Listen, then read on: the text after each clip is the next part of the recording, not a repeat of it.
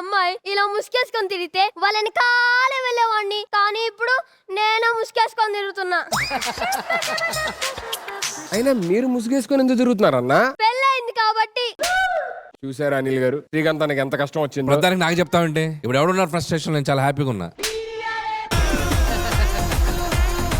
Hello, ఈ ముసుకాడే వచ్చిందే అనిల్ గారు. ఎవడు అక్కడ ఇందాక అంత ఇచ్చారు మరి.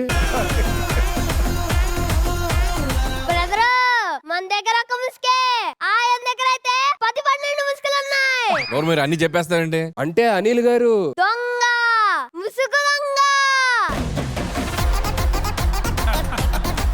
అయినా నువ్వేంటన్నా అంత డల్గా ఉన్నావు? చెప్పాను కదా పెళ్లి చేసుకున్నానని. పెళ్ళి అయితే అంత డల్గా ఉండాలంట? మీకంటే ఇల్లు ఓడవటం, గిన్నెలు కడగటం ఇవన్నీ వచ్చు కాబట్టి హ్యాపీగా ఉన్నారు.